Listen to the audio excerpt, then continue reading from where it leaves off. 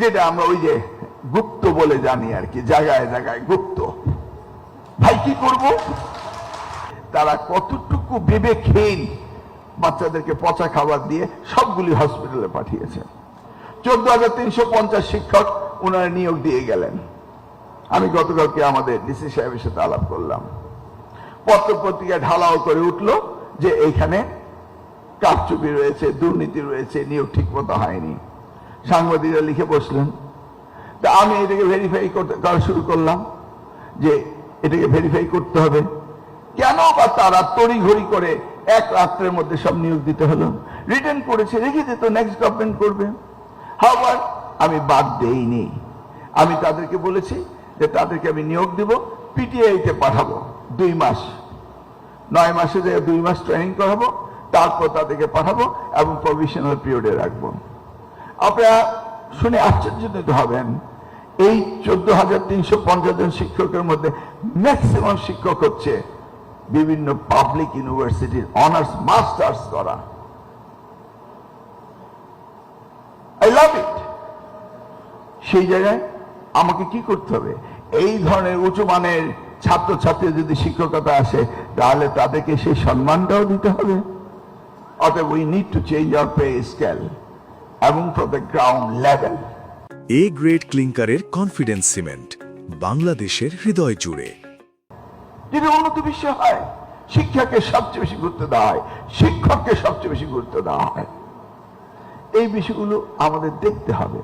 আমাদের শিক্ষার মান উন্নয়ন করতেই হবে। দেখুন, আমাদের প্রধানমন্ত্রী, তিনি শিক্ষাকে সবচেয়ে বেশি গুরুত্ব দিচ্ছেন। মধ্যরাতে তিনি কল করে বসেন, দেখলাম ফরিদপুরে মিড ডে মিলে পচা খাবার দিয়েছে।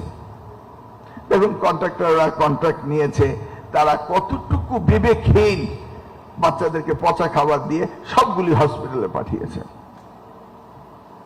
Nobody cares, no civic sense। আমাদের হিউম্যান বিং তাই মনে হয় না।